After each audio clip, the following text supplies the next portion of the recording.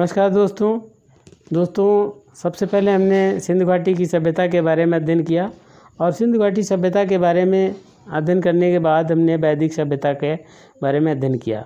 अब वैदिक सभ्यता का जो साहित्य है वो मुख्य रूप से वेदों पर आधारित है, तो मुझे वेदों पर एक वीडियो बनाने की ज़रूरत मैंने समझी और मैंने समझा कि ये वीडियो जो है यूपी टेट और अन्य एग्ज़ाम के लिए काफ़ी महत्वपूर्ण साबित होगी। तो चलिए वीडियो शुरू करते हैं। तो पहला प्रश्न हमारा है, वेदों का क्या अर्थ है? वेदों का अर्थ ज्ञान है, अर्थात पवित्र एवं आध्यात्मिक ज्ञान। ये वेदों का ज्ञान कहलाता है। दूसरा है, वेदों का संकलनकर्ता किसे माना गया है? वेदों का संकलनकर्ता कृष्णद्वैपायन वेद व्यास को माना गया है। तीसरा प्रश्न है, वेदों की कुल संख्या कितनी है? वेदों की संख्या 4 है और वह है ऋग्वेद, यजुर्वेद, सामवेद और अथर्ववेद। चौथा प्रश्न है, सबसे प्राचीन वेद कौन सा है? तो ऋग्वेद सबसे प्राचीन वेद है और ऋग्वेद में आर्यों की राजनीतिक प्रणाली व इतिहास के बारे में जानकारी हमें मिलती है। उसके बाद पांचवा प्रश्न हमारा है कि ऋग्वेद में कुल कितने मंडल हैं?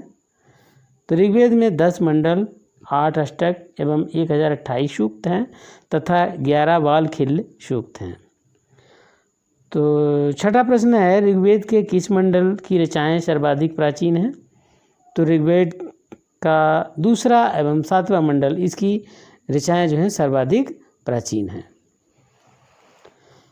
अब आता है हमारा प्रश्न है, खिल से क्या तात्पर्य है?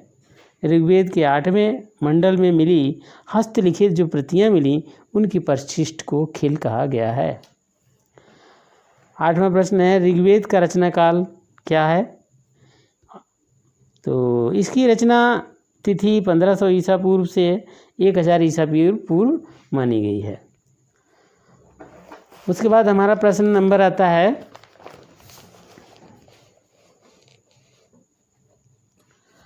9वां प्रश्न है, ऋग्वेद की कितनी शाखाएं हैं? ऋग्वेद की 5 शाखाएं व निम्न हैं, शाकल, बाष्कल, अश्वलायन, शंखायन और मंडूकायन हैं। 10वां प्रश्न है, ऋग्वेद में मंत्रों की कुल संख्या कितनी है?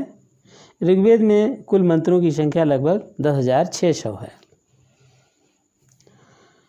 11वां प्रश्न है, ऋग्वेद में शूद्रों का उल्लेख कहाँ मिलता है? ऋग्वेद में शूद्रों का उल्लेख 10वें मंडल में मिलता है जिसे पुरुष सूक्त कहा जाता है और इसी सूक्त से अद्वैतवाद का भी आभास होता है और अद्वैतवाद यहीं से पुरुष सूक्त से ही शुरुआत हुई अद्वैतवाद की। 12वां प्रश्न हमारा है, लोकप्रिय गायत्री मंत्र का उल्लेख किस वेद में मिलता है? तो लोकप्रिय मंत्र गायत्री मंत्र या सावित्री मंत्र का उल्लेख ऋग्वेद में ही किया गया है। 13वां प्रश्न है, शाम शब्द का क्या अर्थ है? शाम शब्द का अर्थ है गान। 14वां प्रश्न है, सामवेद में कुल कितनी रचनाएं हैं? सामवेद में कुल 1549 रचनाएं हैं जिसमें 75 के अतिरिक्त शेष ऋग्वेद से ली गई हैं। 15वां प्रश्न है, सामवेद की कितनी शाखाएं हैं? सामवेद की 3 शाखाएं हैं, कीथुई, जैमिनी, राणायनी। और 16वां प्रश्न है, सामवेद का प्रमुख देवता कौन है? सामवेद का प्रमुख देवता सूर्य है और इसे सविता भी कहते हैं तथा सोम इंद्र का भी वर्णन मिलता है। और 17वां प्रश्न हमारा आता है, यजुष शब्द का क्या अर्थ है? यजुष शब्द का अर्थ है यज्ञ।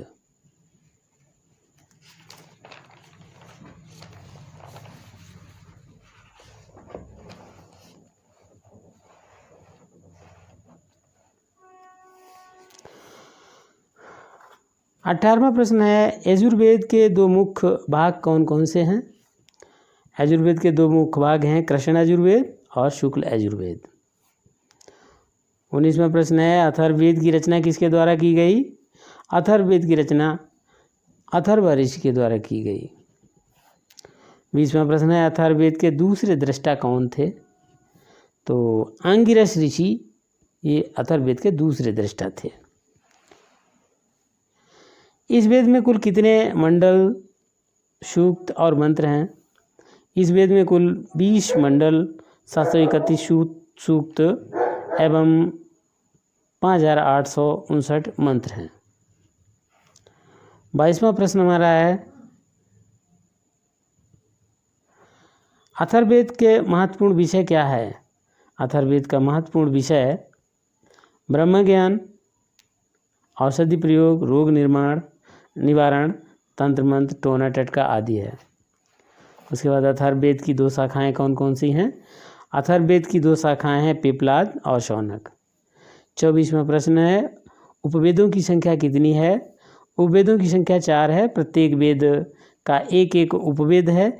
जैसे ऋग्वेद का उपवेद धनुर्वेद युद्धकला, सामवेद गंधर्व वेद संगीत, और यजुर्वेद शिल्प वेद, और अथर्ववेद आयुर्वेद। 25वां और अंतिम प्रश्न हमारा है, अथर्ववेद का अन्य नाम क्या है?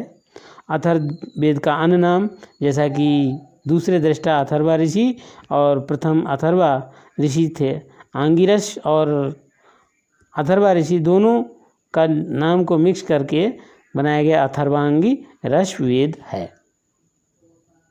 तो दोस्तों, यदि आपको हमारी ये वीडियो पसंद आई हो और आपके कुछ काम की हो तो दोस्तों वीडियो को शेयर और लाइक करना ना भूलिएगा, साथ ही चैनल को सब्सक्राइब करना भी नहीं भूलिएगा। तो दोस्तों, अगली वीडियो में फिर मिलेंगे और नए प्रश्नों के साथ, अच्छे प्रश्नों के साथ जो आपके परीक्षा में काम आए, और परीक्षा में आने वाले ही प्रश्नों को मैं ज़्यादातर वरीयता दूंगा। तो दोस्तों, बाय बाय।